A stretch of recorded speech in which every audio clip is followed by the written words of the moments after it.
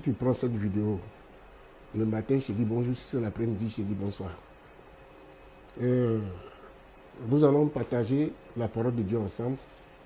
Et moi, c'est le pasteur Mambo Alexis. Je crois que le Seigneur a une parole pour toi en ce moment même. Et je bénis le Seigneur de ce que tu sois là pour m'écouter. Donc, on voit un sujet non moins important qui est de demeurer dans le Seigneur. Amen. Si tu as ta Bible, tu vas préparer le passage dans l'évangile de Jean, au chapitre 15, à son 5e verset. Nous allons dire une coup de prière et l'Esprit de Dieu va nous conduire dans la suite, pour la suite. Seigneur, nous te rendons grâce et nous bénissons ton nom. Parce que là où il y a ta parole, il y a ton esprit. Là où il y a ton esprit, il y a la vérité. Là où il y a la vérité, il y a la révélation. Seigneur, je te prie, au nom de Jésus-Christ, que cette parole qui va être prêchée maintenant fasse du bien à tout auditeur. Et que, Père, cette parole porte du fruit dans le cœur de tous ceux qui vont la recevoir. Tous ceux qui l'écouteront, Seigneur, reçoivent la sémence et que leur vie change positivement afin qu'ils soient capables de mettre ces paroles en pratique afin qu'en toi, ils soient édifiés au nom de Jésus-Christ. Amen. Jean chapitre 15, verset 5. C'est une parole du Seigneur. Le Seigneur dit qu'il est le cep. Il dit, je suis le cep, vous êtes les sarments. Celui qui demeure en moi et en qui je demeure porte beaucoup de fruits. Car sans moi, vous ne pouvez rien faire. Amen. Sans moi, vous ne pouvez rien faire.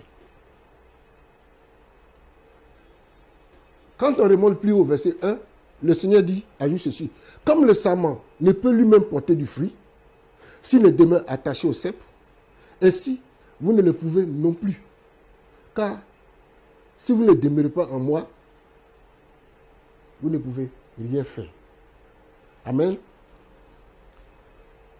Par cet exemple, le Seigneur accentue la nécessité d'une union permanente avec lui pour porter du fruit. Je dis bien une union permanente avec lui pour porter du fruit.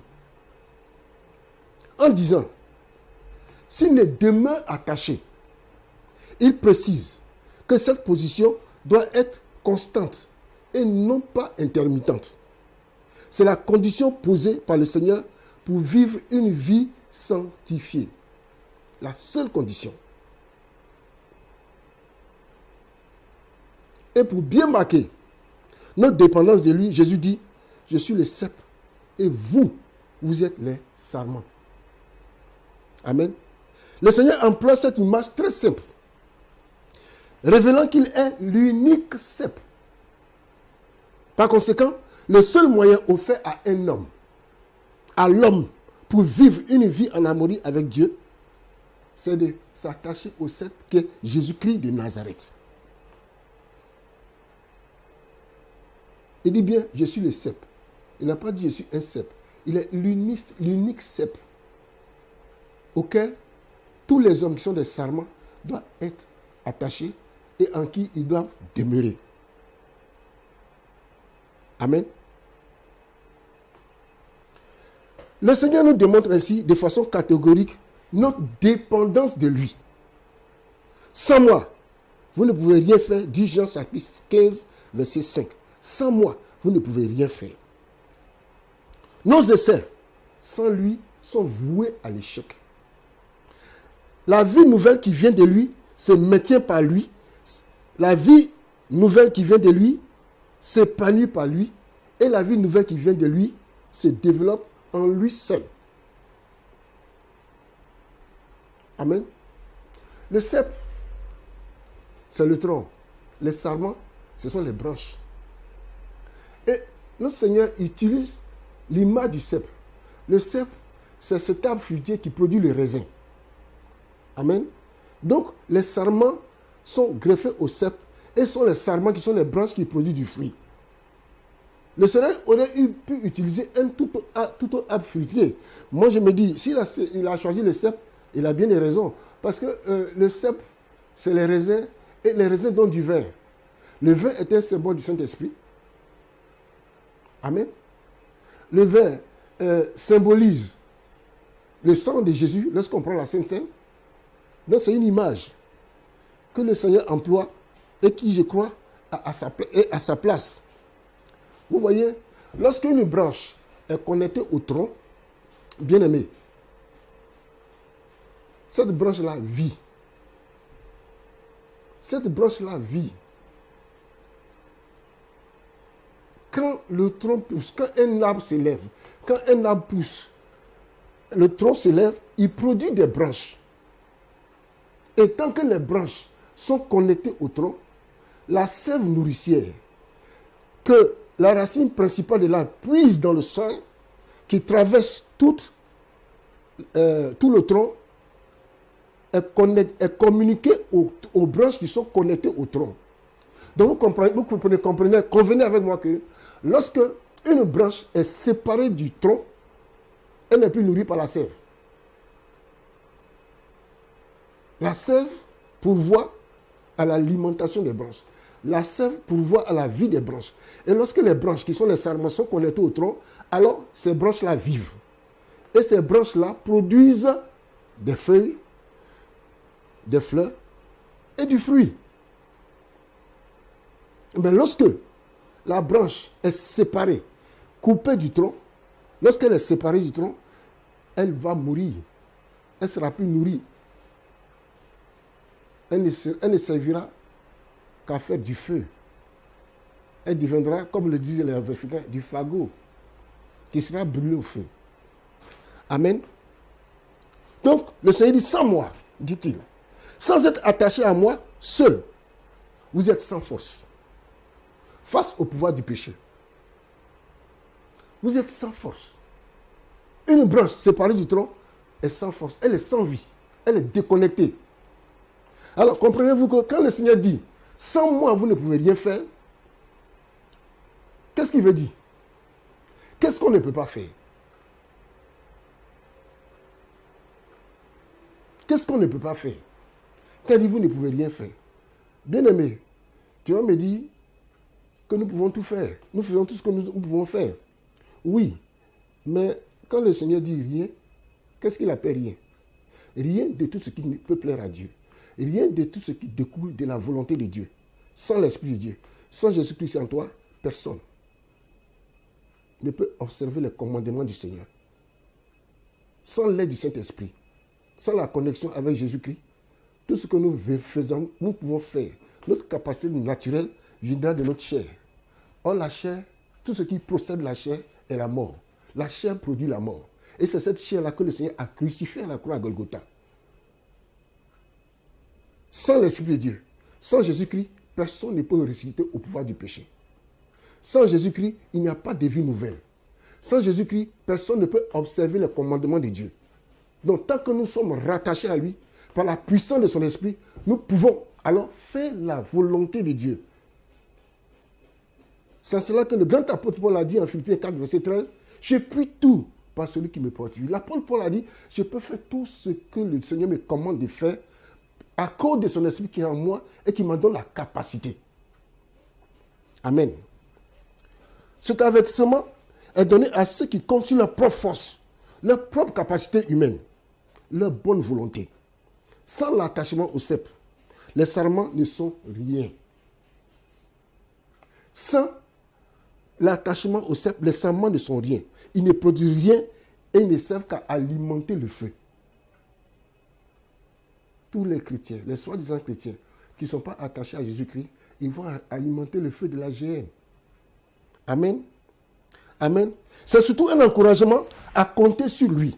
Le Seigneur nous encourage à compter sur lui. Avec lui, le Seigneur dit, avec moi, c'est possible. Avec Christ, voici le secret de la force qui permet de vivre heureux en vainqueur. Amen. Notre vie est cachée avec Christ en Dieu. Elle est cachée. C'est une position permanente. Une solution permanente. L'apôtre Paul exprime d'une façon cette vérité par l'emploi des verbes.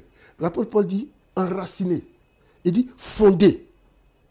Comme vous avez reçu le Seigneur Jésus, marchez en lui. Étant enraciné et fondé en lui. Colossiens 2, verset 7. Tous les chrétiens sont nés de Dieu. Tous les chrétiens sont nés de Jésus-Christ, qui est le cep. Voyez-vous? Et le sarment reste attaché jusqu'à ce qu'il produise du fruit. Je vous donne l'image d'un arbre. Il y a des arbres fruitiers.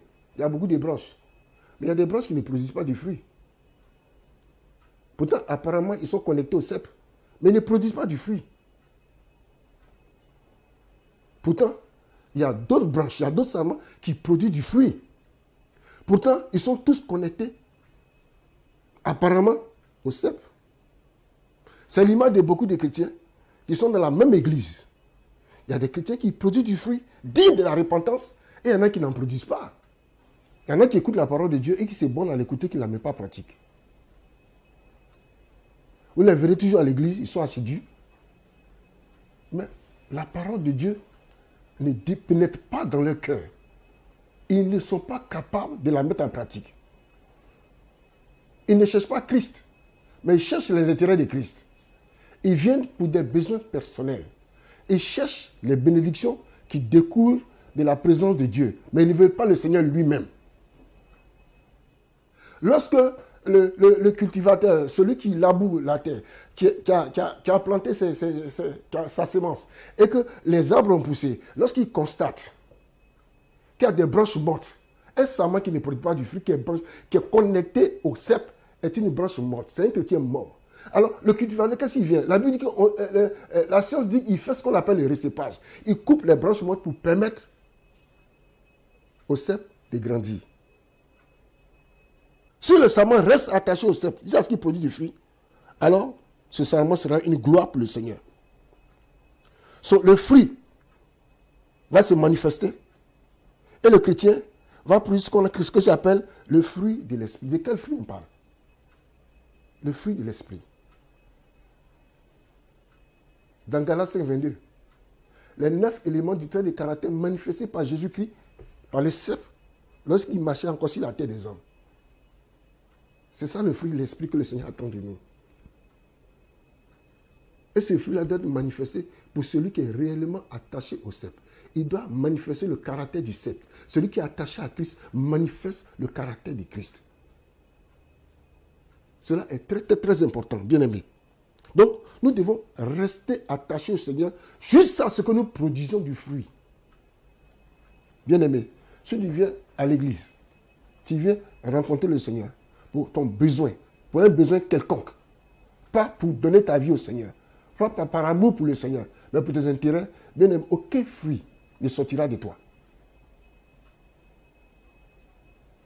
Il y a nos jeunes sœurs qui viennent à l'église parce qu'elles ont un besoin. Elles ont besoin d'un mari, elles viennent à l'église. Tous les messages qui passent ne les intéressent pas. Quand est-ce que Dieu va me donner un mari? Il y en a qui viennent à l'église parce qu'ils ont besoin d'un travail. Le Seigneur, le travail ne vient pas. Parce que la parole de Dieu n'a aucun effet sur leur vie et ils ne produisent aucun fruit. Ils ne sont pas utiles. Ils sont dans l'église à la recherche de bénédictions. Or, la Bible déclare en Matthieu 6, 33 de chercher premièrement le royaume et sa justice. Et toutes choses vous seront données par-dessus. C'est lorsqu'on a le royaume, lorsqu'on a une connexion avec le Seigneur Jésus-Christ, lorsqu'on s'oublie et on vient adorer Dieu par amour pour ce qu'il a accompli pour nous à la croix à Golgotha, alors nous sommes connectés. Et lorsque nous sommes connectés, les bénédictions nous seront données. Cette parole que je vous donne aujourd'hui, c'est pour vous amener, bien aimé, pour vous encourager, pour vous exhorter à rester attaché à Jésus-Christ. Je ne vous dis pas de vous attacher à une dénomination. Je ne vous dis pas de vous attacher à une religion. Je ne vous demande pas de vous attacher à un homme de Dieu, à un quelconque prophète ou à un pasteur. Mais ce que je vous commande de faire, c'est de rechercher Christ, de rester attaché à Christ. Comment on reste attaché à Christ? C'est en recevant sa parole.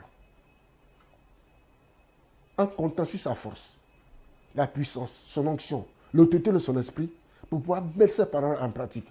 Alors, nous produirons du fruit digne de repentance. Celui qui demeure en moi et en qui je demeure porte beaucoup de fruits. Quand Jésus-Christ, bien-aimé, nous ne pouvons rien faire. Que Dieu vous bénisse. Come unto me.